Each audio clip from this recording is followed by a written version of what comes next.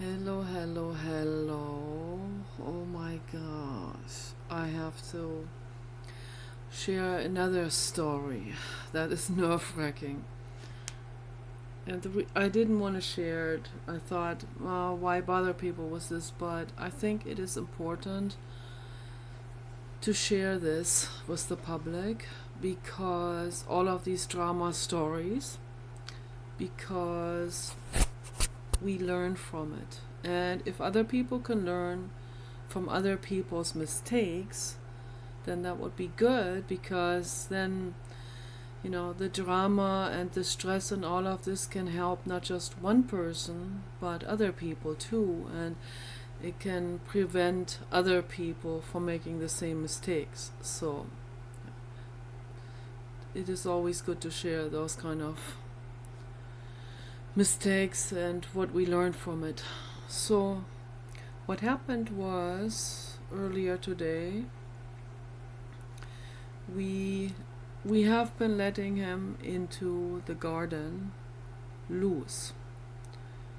The fence is all repaired. Paul had been repairing the fence for the papa dog, who is very short, very short and could get through underneath all kinds of low gaps and stuff like this. So Paul had already been fixing the fence, but there's one area in the ivy where there seem to be a lot of animals going through, like cats and raccoons that have trampled down and widened that hole in the ivy hedge. So, and he sees the neighbor's dogs through this gap there, and he kept on going in there. The papa used to go in there too.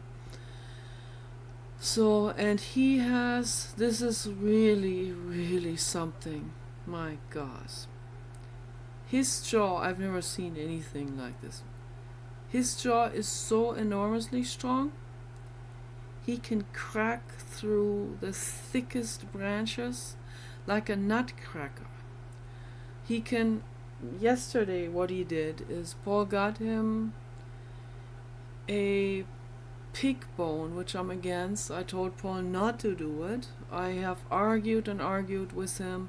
Don't get the dogs any kind of animal bone, because these animal bones, they're usually cooked or they're put into some kind of pasteurization, heat treatment or something. And then when that happens, then the bone material becomes kind of brittle and it can splinter. And so there were lots and lots of horror stories, even in those reports from customers, and also horror stories in the animal petitions and on YouTube of people who have reported that their dogs have eaten those kind of heat treated bones and that splintered, and they swallowed those splinters, and then it could cause internal bleeding, and they can pierce through the intestinal walls, and then they have to have surgeries, and I don't even want to think about it. Absolutely horrific. So that's why I highly recommend to people to not buy animal body bones, for dogs. I also recommend not to give them any animal, not even the raw ones. So, because maybe they splinter too, but particularly the ones that had been cooked, they splinter, and then the material becomes kind of hard, and then I think it takes a much longer time for those splinters or fragments to be digested by all the enzymes in the intestinal tract. and they can be lodged in there for a longer time, and they can cause injuries and stuff like this. So I highly recommend to people not to buy those. And I also recommend to people not to buy small rawhide bones. Sometimes they sold those at the Dollar Tree store, but the ones they had at the Dollar Tree store that we got for the Papa dog, they were like perforated.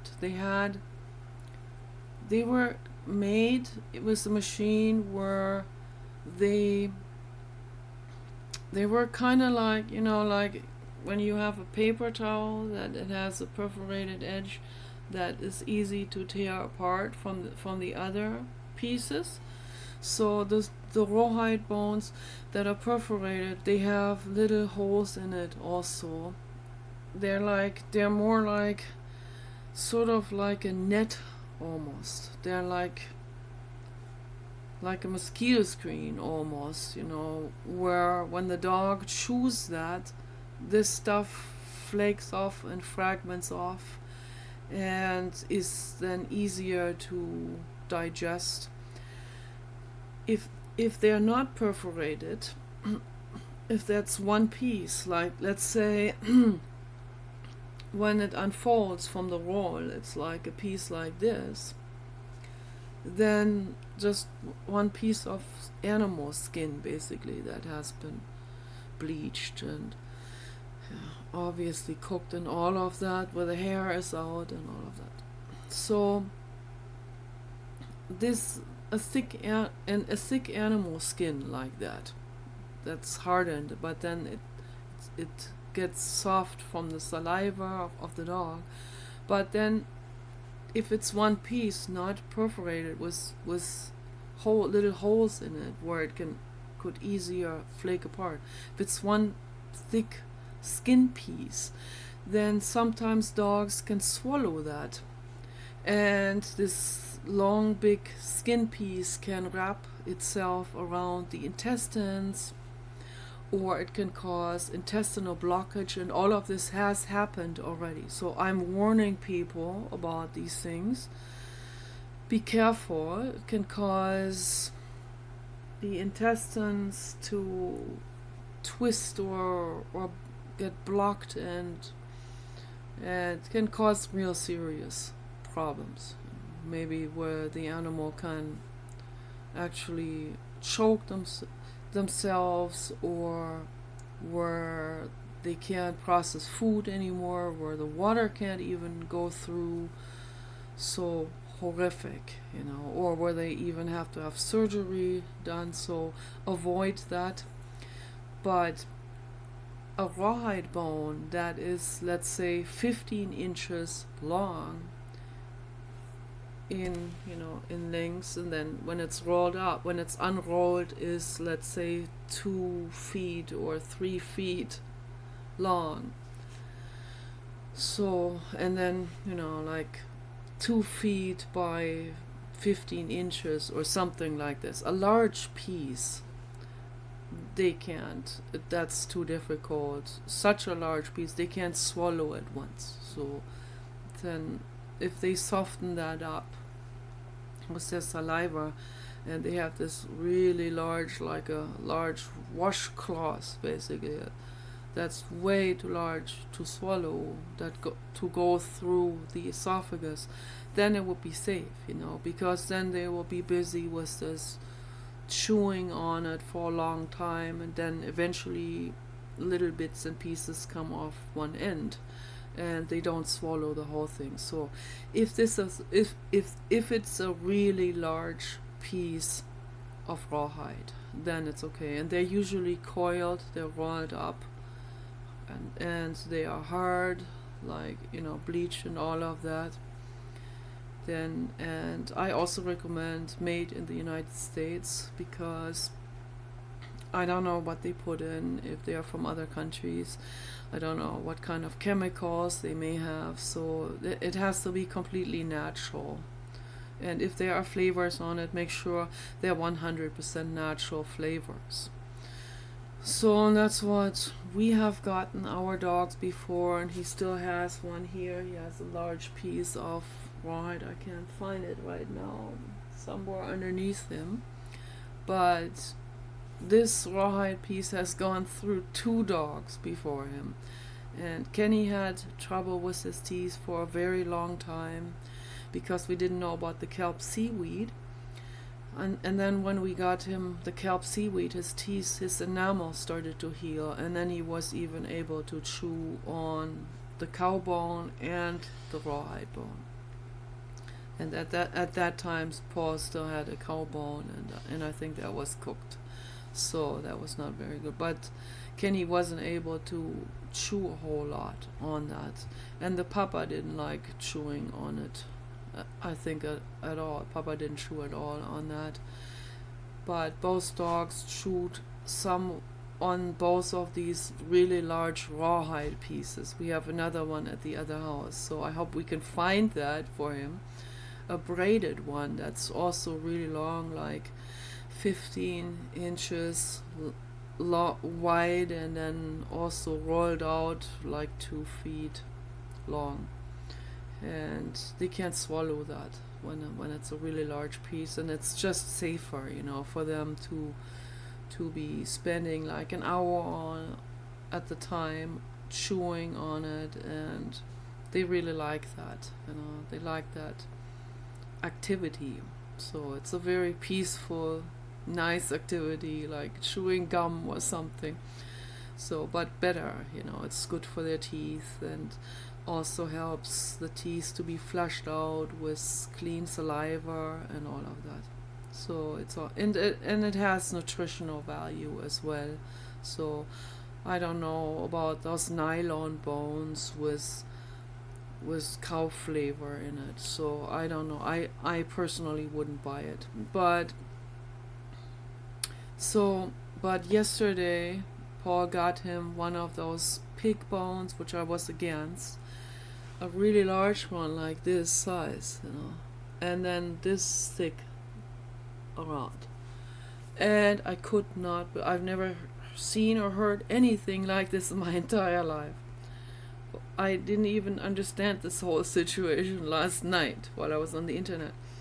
Paul came in here with a shocked look on his face, and he said, I gave him this pig bone, and he bit through it, like, instantly.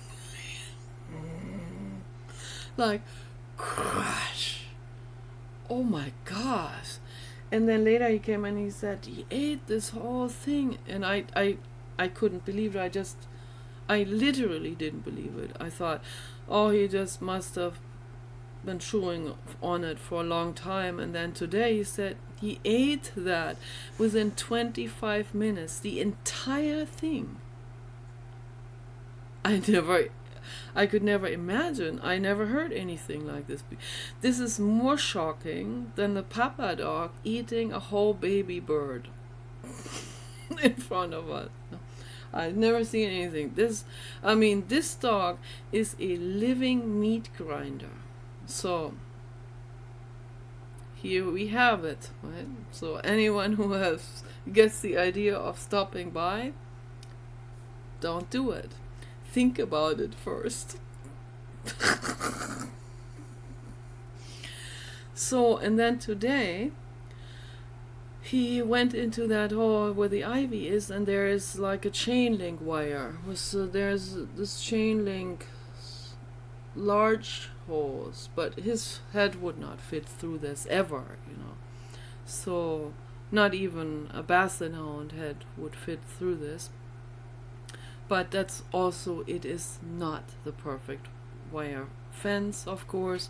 Some people have smaller dogs, some people have little terriers, like a Jack Russell Terrier. He might put his head through this, and then he might get stuck in it and not get his head back out. So I don't recommend those. These kind of fences, they were there before we got both properties. So tomorrow and also after this happened today, I'm only having him on the leash and the chest harness when I go outside with him, so that he can make poo-poo and pee-pee, and we avoid these kind of holes there in the fence, and I don't let him go near that. So what happened is he went in there looking for the neighbor's dogs, and he bit through enormously heavy ivy vines. You know ivy? Ivy is almost like some kind of bicycle chain. That's how tough ivy is, almost, not quite, but almost like unbelievably tough and flexible at the same time, and enormously dense ivy vines, and a thick one like this. And I don't know how his mouth is like one of those wire cutters, that some people use to cut through bicycle chains and to steal bicycles. It's incredible. So he bit through some of those, and so what happened then, and I was trying to get him out of that ivy hole, and he wouldn't listen, and then he bit into this ivy vine, and he cut into it. His teeth are razor sharp. Paul knows now, because what happened is he bit into this ivy vine, and a piece this long and thick like my thumb of ivy vine was then stuck like a tooth brace in his gums, from one row of teeth to the opposite side of it, stuck in there, and it was bowed like into the arch of his gums, and he tried to get that out, and he was wrestling with that, and like and I was like, oh my gosh, I thought he had something stuck. I thought an insect bit him. I thought maybe some of those spiky vines stuck in his gums. I thought maybe a nail stuck in his gums. Maybe part of the fence stuck in his gums. I didn't know what happened. I was crying. I was totally panicked. I tried to find out what it is. I could not see anything. I looked in the side of his mouth. Looked like his gums were sore. So I'm making a video, I'm talking about. And looked like his gums were kind of like bleeding a little bit on the side. Oh my gosh. And I panicked. I didn't know what to do. I hollered for Paul. I took him on the leash. I brought him back into the house. And then Paul took his headlight, and we put him on the bed, and Paul inspected into his mouth. He opened the jaw like that, put his hand in it, and he saw that there was this piece of branch stuck in his gums. And he put his hand in it, and he pried that thing out. Oh my gosh. I don't think I could have done that. That was very heroic. And our baby Elon Arnold never got mad at Paul, never got mad at us, never objected to any of this. He's the most peaceful lover there is. But, to us. But he would be a fierce protector. And that's what they said about American bullies. They love their family members infinitely much, unconditionally, but they are very strong protectors. And they would give their lives to protect their family members. And that's what I would do too, for him and for Paul. So he got that out, and what a relief, I just sat there on the bed with him. I had my arms around him like this. I just sat there for half an hour, cried and kissed him and comforted him, and I said, "Oh, it's okay. Oh, it's okay. It's all healing now." And then I gave him some sodium bentonite clay, and he licked that off my hands, and that is very healing for any kind of gum injuries that he may have had from this. So that's healing him, and he's completely well now. So he was already completely well, like right after Paul pried that out. Oh my goodness, and we couldn't believe it, ivy vine. You have to literally use a wire cutter. Not even my garden pruner cuts into this. My garden pruner is not strong enough. I can cut an ivy leaf off or something. I can cut I can cut a rose maybe with that, but not a thick ivy vine. Ivy is very hardy and like an evergreen vine that grows out filaments that dock onto walls. So that's why they grow on cemeteries, and they cover entire cement walls, and they're enormously tough. And I mean, you can actually use it like a ladder and climb up. So wherever there's ivy growing up, you can climb up on that ivy onto a 20-foot tall Berlin Wall.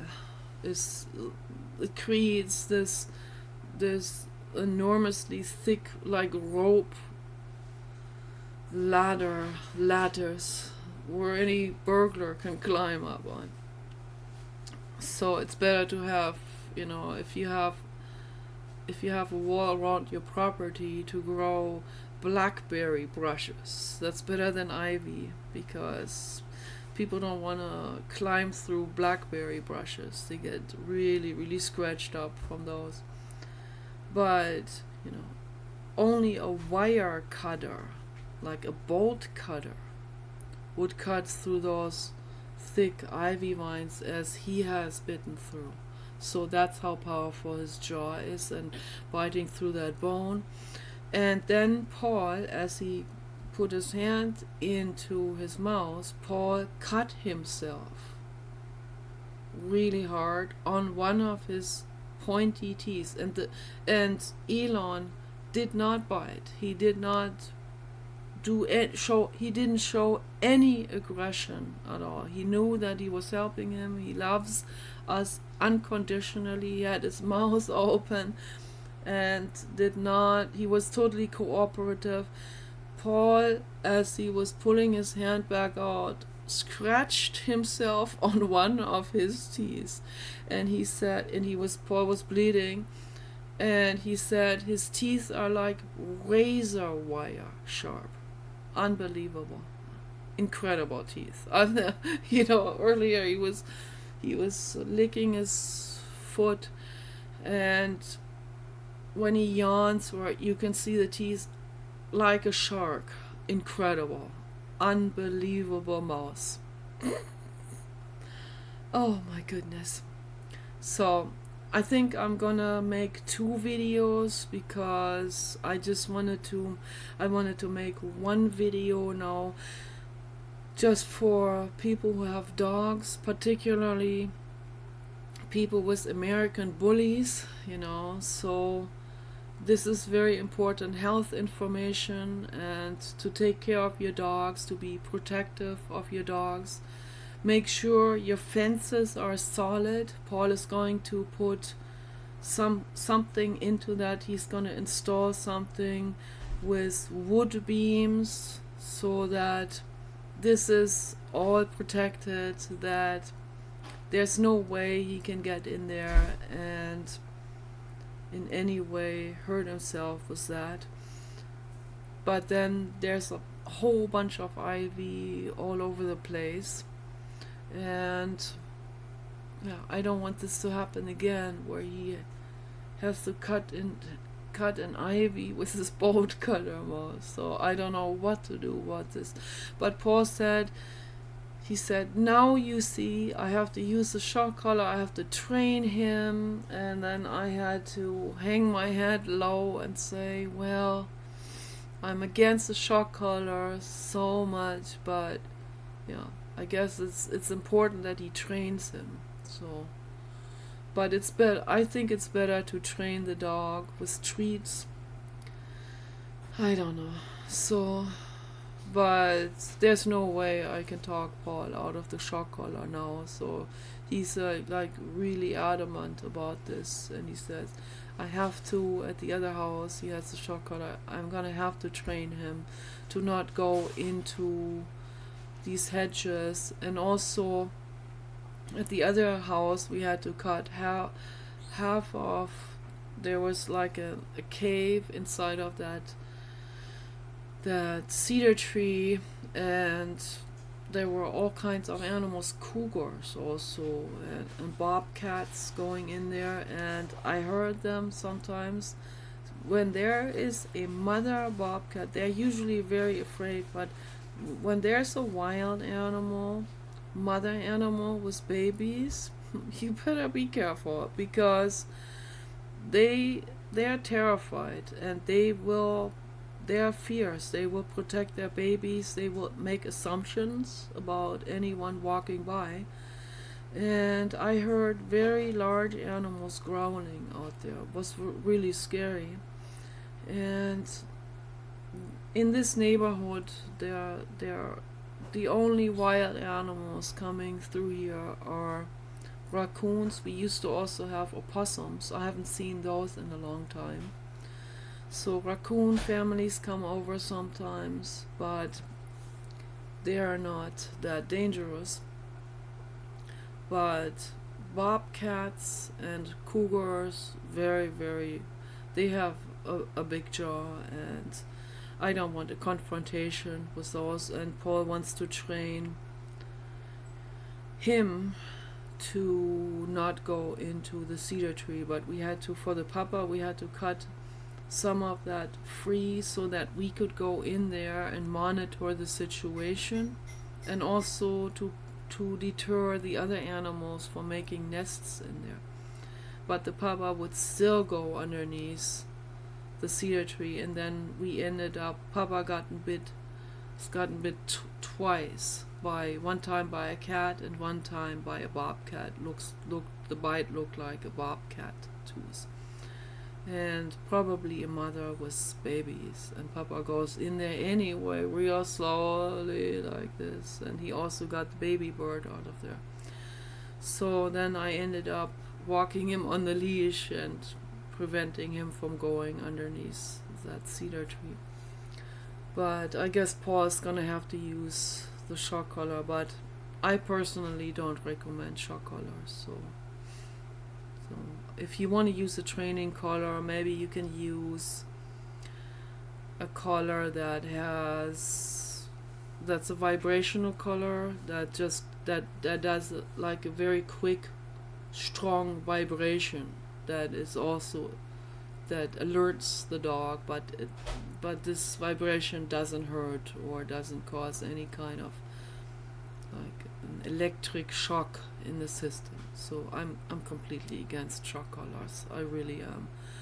But this is a big struggle with Paul. You know what happened today? Now there's no way I can tell him not to use it. So he's going to be training him with that, and I really don't like it. It's awful. But that's just, that's my view on it. So other people view it differently. But, a lot of people, I know that a lot of people, like my mother, for example, she would, for example, mix up the car remote control with the dog electronic collar. So that has already happened. And, people who are this confused should never have those kind of gadgets in their hands. And some people might even abuse it, and then it can cause neurological damage. And so I'm against those. I don't even want them to be manufactured. But Paul is extremely responsible with this, of course, and he has already trained dogs. He also trained Kenny, who was deaf, with that, and used it only in absolute emergency, and used it on absolutely lowest level, and that worked already. So alright, so I'm gonna make another video with my hand puppets, but I just wanted to talk about the dog situation and give some food for thought on that. Okay, take care.